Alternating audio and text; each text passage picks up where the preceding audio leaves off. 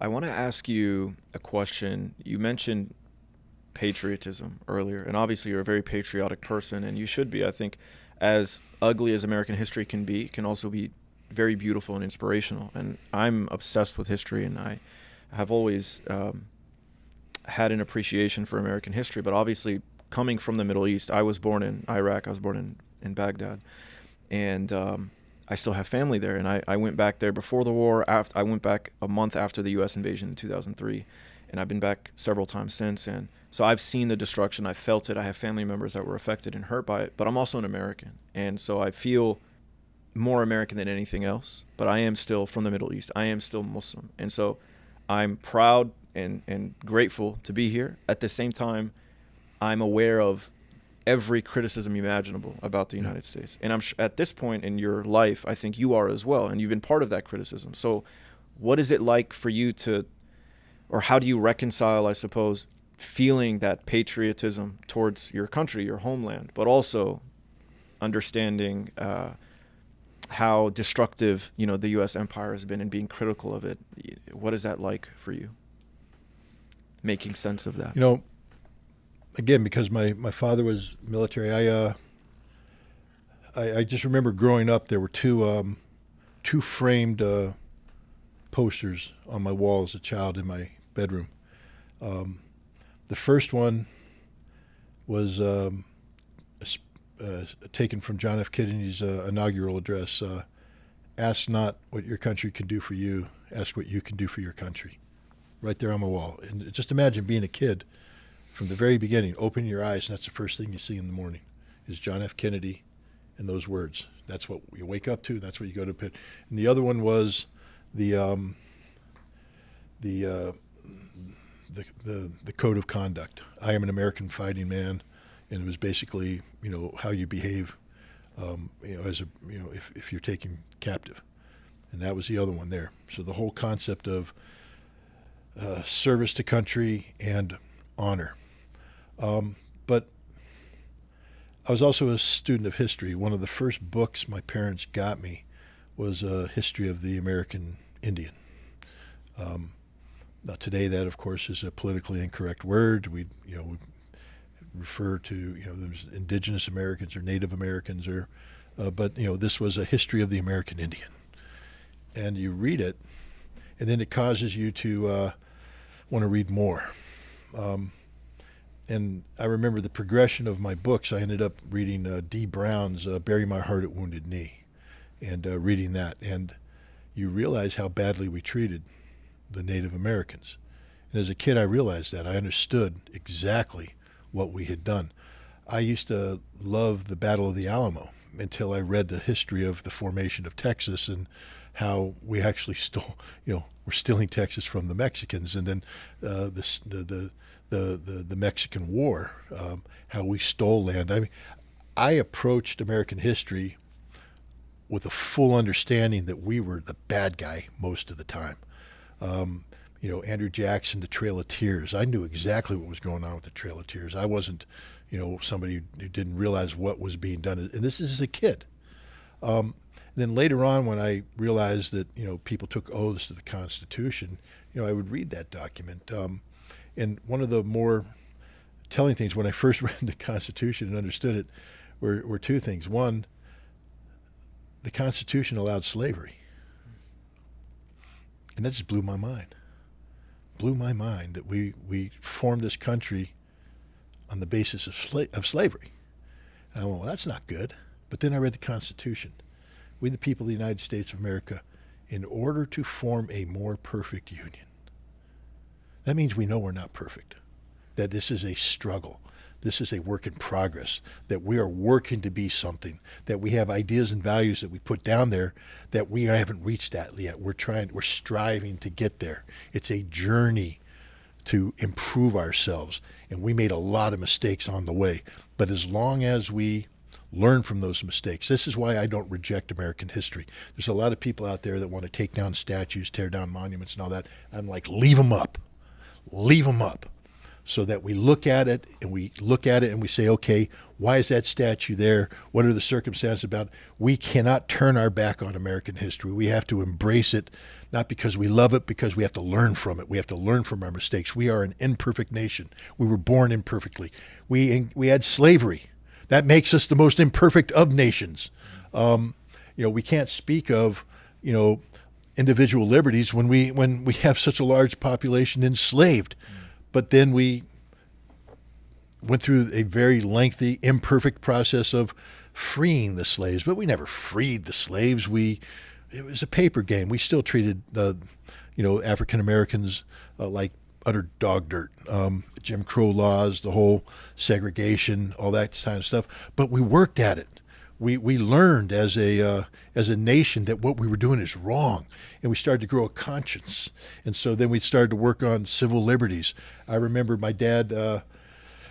He was in the Air Force. He got sent to Squadron Officers Course in Maxwell Air Force Base, I think in Birmingham, Alabama. And we were in Payne Field, Washington State. And at that time, segregation was a real thing. So all I ever saw was white people. Never saw a black person. Suddenly, we're in Montgomery, Alabama. And, my dad was a captain. You don't make that much money, so we're in a part of the city where there's nothing but black people. And I'm going, what's black people, And I was playing with black kids. I mean, because kids don't care. That's the beauty of being a kid. You don't care. There's some curiosity. You come out and you're like, oh, you're a black kid. Can I? It doesn't come off. So that's really your skin? Yeah. And you're a white guy. Yeah, I'm a white guy. But you're talking. Yeah, we're cool. Hey, oh look, let's go over there. You start playing and all that. And I remember when we were playing, I remember the children, the parents of the kids that I was playing with coming over, and they shoot us apart. And they were like, they didn't want their kids playing with me because they were afraid that my parents might come in and do something. Then they realized my parents were military. And so we were just playing all that. But I remember one night we were upstairs. My mom was pregnant with my youngest sister. And it's Alabama. It's hot and all that. So everybody's, dressed down. So my dad was in his T-shirt and his underwear. And outside we hear horrific screaming. And it was a black girl getting mugged by two white guys. And my dad ran downstairs in his bare feet and went. And the two white guys ran away. And he chased them down a alleyway, but there was broken glass, so he's cutting his feet. But he didn't catch them, but they dropped the purse. So my dad got the purse and came back, and there were two cops there. And my dad came up and offered the purse, and he said, "I'm ready to give a statement." I said, "We don't need a statement." He's like, "Why not?" And he pulls him over, and he said, "Why'd you help that?" And he used the N-word. My dad said, "Because she was being mugged." He said, "Those were white boys." He said, "Yeah." He goes, "You don't ever go against your own kind." And my dad's like, "Well, yes, you do when she's being mugged and all that stuff." But, the lady was thankful and she left. But, he came up, his feet were bleeding and all that stuff. And I just remember him talking to my mom. And we were young kids. He's talking to my mom. He's like, I don't understand the mindset here. That was the first experience with just straight up. And the funny thing is, my parents would probably kill me, but we were quasi-racist. And what I mean by that is we weren't ugly racist, but we were white people who hung out with white people. Right. We There's didn't a hang out natural with level black of people. racism. We inadvertently or whatever were participating in segregation, so to speak. We didn't know we were doing it, but we were doing it.